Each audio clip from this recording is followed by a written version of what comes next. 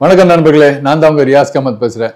இந்த வாரம் சினிமா நானும் நிகழ்ச்சியில என்னுடைய சினிமாவை பத்தின விஷயங்கள் உங்கள்கிட்ட பகிர்றதுக்கு முன்னாடி நேற்று பிறந்தநாள் கொண்டாடிய நட்சத்திரங்களுக்கு ஒரு வாழ்த்துக்கள் சொல்லி ஆரம்பிச்சா நல்லா இருக்கும்னு நான் நினைச்சேன். அதுக்காக தான் இப்ப சொல்ல போறேன். வளர்ந்து வரும் நட்சத்திரம் கவின் அவருக்கு நேற்று பிறந்தநாள். அதே போல நம்ம தளபதி விஜய் அவர்களுக்கு 50வது பிறந்தநாள். இதை முன்னிட்டு கோட்ல ஒரு சிங்கிள் பாடல் மற்றும் அந்த பட மேக்கிங் பிடிஎஸ் அது சில காட்சிகள் வந்து கோட் பட குழுவினர்கள் வெளியிட்டாங்க. அது ரசிகர்கள் பார்த்து கொண்டாடி மகிழ்ந்துட்டு வந்தாங்க. இந்த பிறந்தநாள் வாழ்த்து மட்டும் சிம்பிளா அப்படி சொல்லிடாம தளபதி விஜய் அவர்களை பத்தி சில வார்த்தைகள் சொல்லி அதுக்கப்புறம் நிகழ்ச்சிக்கு போகலான்னு 1992 தன்னுடைய கலைப்பயணத்தை ஆரம்பிச்சு பல போராட்டங்களுக்கு மத்தியில அவருக்குன்னு ஒரு இடத்தை பிடிச்சு வெற்றியம் கண்டு படிப்படியாக உயர்ந்து அதே போல் அவருடைய வளர்ச்சிக்கு ஏற்ற மாதிரி பேரலா பார்த்தீங்கன்னாக்கா அவருக்கு இளைய தளபதி விஜய் ரசிகர் நற்பணி மன்றம் என்ன ஆரம்பித்து அது ஒரு பக்கம் அவருடைய இளைஞர்கள் செயல்பட்டுட்டு வந்தாங்க. அது பிற்காலத்தில் இளைய தளபதியிலேருந்து தளபதியை மாறினதுக்கப்புறம் பார்த்தீங்கன்னாக்கா ரசிகர் நற்பணி மன்றம் கூட விஜய் மக்களுமையாக மாறுச்சு. அது ஒரு இன்னொரு அடுத்த படிக்கு அதுவும் போச்சு. அதே போல் தளபதி அவர்களோட பேரில் அவங்களும் பல சமூக சேவைகள் பண்ணுறது நற்பணிகள் பண்ணுறது அது தொடர்ந்து வந்துட்டு இருந்தது.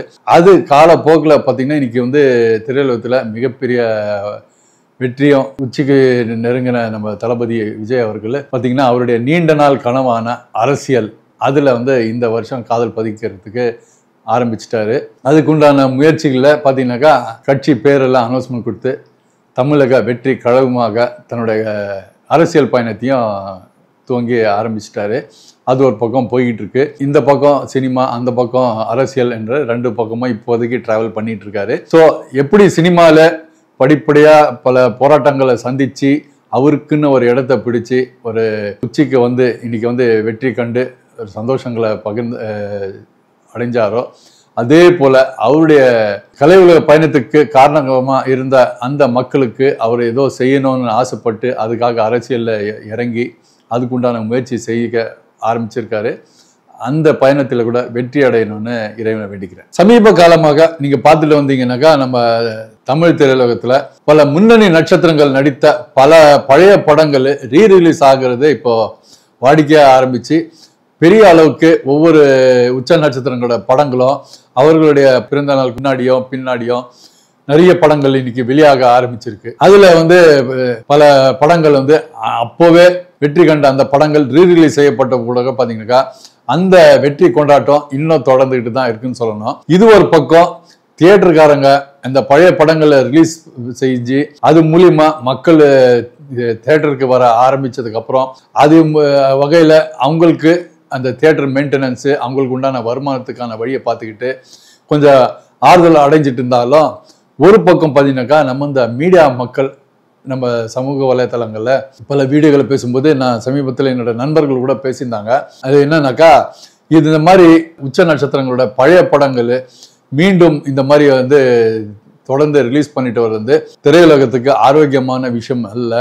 இது சின்ன படங்களை பெரிய அளவுக்கு பாதிக்குது அப்படின்றத ஒரு குறையாவே சொல்லிட்டு வந்துட்டு இருக்காங்க. இதை நான் சமீபத்தில் கவனிச்சுட்டு வரேன். ஸோ அதுக்கு நான் சில விளக்கம் கொடுக்கணும்னு ஆசைப்படுறேன். இது இப்போ திடீர்னு சில மாதங்களாகவோ இல்லை ஒரு 2 வருஷமாவோ வந்தது கிடையாதுங்க.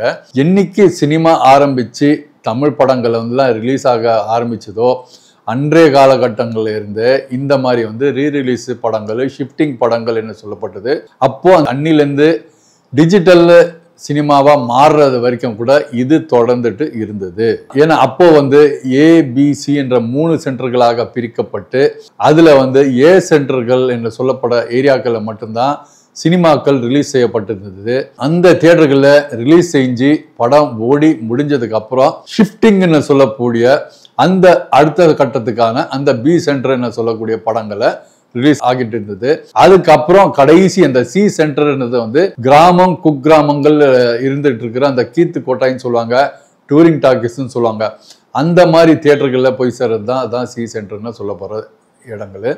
இப்படி 3 கட்டங்களா அந்த காலங்கள்ல இருந்தே படங்கள் ரிலீஸ் செய்யப்பட்டு படங்கள் மக்களும் பார்த்து கொண்டாடி மகிழ்ந்து தருணங்கள் இருந்துட்டு இருந்தது. பிலிம்ல இந்த சினிமா டிஜிட்டல் முறைக்கு மாறினதுக்கு அப்புறம் தான் படங்கள் தயாரிப்பு செலவுகள் ஒரு பக்கம் கூட தயாரிப்பாளர்கள் கூட பார்த்தீங்கன்னாக்கா தியேட்டர்களில் அதிகரித்து படங்களை வந்து வேகமாக ரிலீஸ் செஞ்சு அதிகமான தியேட்டர்களில் ரிலீஸ் செஞ்சு சீக்கிரமே அதை அவங்களுடைய முதலீட்டை திருப்பி எடுக்கணும் அப்படின்ற முயற்சிகளில் எடுக்கப்பட்டும் போது பார்த்தீங்கன்னாக்கா இந்த ஷிஃப்டிங் என்ற கலாச்சாரம் கொஞ்சம் கொஞ்சமாக ஒழிச்சிட்டு வந்தது. அதுக்கப்புறம் எப்போ இந்த வந்து தயாரிப்பு விஷயங்கள்ல பார்த்தீங்கன்னாக்கா தியேட்டர்கள் மட்டுமே இருந்துட்டு இருந்த பீரியடுகளை தாண்டி எப்போ சேட்டலைட் என்ற ஒரு விஷயம் வந்து தலை தூக்க ஆரம்பிச்சதோ அப்போவே இந்த ஷிஃப்டிங் என்ற அந்த ஒரு முறை வந்து ரொம்பவே குறைஞ்சிட்டு போயிடுச்சு. உதாரணத்துக்கு சொல்ல போனா கேசினோ தியேட்டருக்கு பக்கத்துல இருக்கிறது மீரான் சாஹிப் தெரு. அந்த தெருவில் இன்னைக்கு நீங்க நடந்து போய் பார்த்தீங்கன்னாக்கா அதிகமான என்ன சொல்றது கம்ப்யூட்டர் சாஃப்ட்வேர் ஷாப்ஸு, அப்புறம் வந்து மொபைல் கேட்ஜெட்ஸ் ஷாப்ஸு இப்படி தாங்க இருந்துகிட்டு இருக்கு. ஆனா ஒரு காலகட்டத்தில் 2008 2010 இருக்க கூட சொல்லலாம். அந்த தெரு எதுக்கு ப்ராப்ளம்னா ஷிஃப்டிங் படங்களை வாங்கி ரிலீஸ் பண்ணிட்டு இருக்கிற டிஸ்ட்ரிபியூட்டர்ஸுக்கான அந்த ஏரியா. அங்க வந்து சென்னை, செங்கல்பட்டு, காஞ்சிபுரம், திருவள்ளூர் மாவட்டத்துக்கான யூனிவர்சல் சங்கம் கூட அந்த தெருவில் தான் இருக்கு. இன்னமும் அந்த சங்கம் இருக்கு. மெம்பருங்களை பார்த்தீங்கன்னால 1500க்கு அதிகமான உறுப்பினர்கள் அந்த சங்கத்துல இருக்காங்க. இவங்க எல்லாருமே வந்து ஷிஃப்டிங் படங்கள்ல ரிலீஸ் பண்றவங்க தான். அந்த ஷிஃப்டிங் ஏரியால பாத்தீங்கன்னாக்கா கரெக்டா அந்த திங்கள் செவ்வாயில வந்து இப்போ உதாரணத்துக்கு அந்த என்எஸ்சி ஏரியா டிஸ்ட்ரிபியூஷன் சொல்லுவாங்க. என்எஸ்சினாக்கா அந்த நார்த் சவுத் தவிர்த்து செங்கல்பட்டு மாவட்டம், இப்ப செங்கல்பட்டு தான் 3 பிரிவா பிரிச்சுட்டாங்க. செங்கல்பட்டு, காஞ்சிபுரம், திருவள்ளூர்னு அதுலயே பிரிச்சுட்டாங்க மாவட்டங்களை. ஆனா டிஸ்ட்ரிபியூஷன் நெட்வொர்க்ல அது ஃபுல்லாவே செங்கல்பட்டு மாவட்டமா தான் இருந்தது. அப்படி செங்கல்பட்டு மாவட்டம் பாத்தீங்கன்னா இப்போ வந்து ஒரு திருவள்ளூர், ஒரு காஞ்சிபுரம், இல்ல ஒரு செங்கல்பட்டு, இந்த மாதிரி ஊர்ல இருக்கிற தியேட்டருக்கு மேனேஜருங்க வந்து இந்த மீரான் சாஹிப் தெருக்கு வருவாங்க. வந்துட்டு என்னன்னு பாத்தீங்கன்னா அங்கே அவங்க ஓடிட்டு இருக்கிற படங்க ஏதோ மெதுவா கொஞ்சம் கலெக்ஷனை டிராப் ஆகிற சிச்சுவேஷன் இருக்கும்போது இங்க இருந்து நல்லா ஓடக்கூடிய படங்களை வாங்கிட்டு போயிட்டு அங்க ரிலீஸ் பண்ணுவாங்க. ரிலீஸ் பண்ணிட்டு அடுத்த படம் புது படம் ரிலீஸ் ஆகிற வரைக்கும் அந்த கேப்ல இந்த மாதிரி பழைய படங்களை வாங்கி போட்டு ஓட்டிட்டு இருக்கிறது வழக்கம். அது காலத்துக்கு நடந்துட்டு இருந்தது. அங்கே மட்டும் இல்லைங்க, சிட்டிலேயே பாத்தீங்கன்னாக்கா அப்ப இருந்துட்டு இருக்கிற சிங்கிள் ஸ்கிரீன்ஸ் தான். அப்ப மல்டிபிளெக்ஸ் ரொம்ப குறைவான தியேட்டர் தான் இருந்தது. நான் பிறந்தது வளர்ந்தது எல்லாமே சென்னை தான் அப்படின்றதுனால இந்த சென்னையை பேஸ் பண்ணி மட்டும் நான் சொல்லிட்டு வரேங்க. சென்னையில அன்னைக்கு இருந்த மல்டிபிளெக்ஸ் சொன்னீங்கன்னாக்கா ஜெமினில இருக்கிற sapphire complex, sapphire emerald blue diamond. அதுக்கு அடுத்தது சத்யம் தியேட்டர் வந்ததுங்க 73ல. அது வந்து சத்யம், சாந்தம், சுபம், இது 3 தியேட்டர். மவுண்ட் ரோட்ல அன்னைக்கு 70களிலேயே கட்டப்பட்ட தியேட்டர்கள் வந்து தேவி, தேவ் பேரடைஸ், தேவி பலா, தேவி கலா, இவ்வளவுதாங்க சிட்டியில காம்ப்ளெக்ஸ்.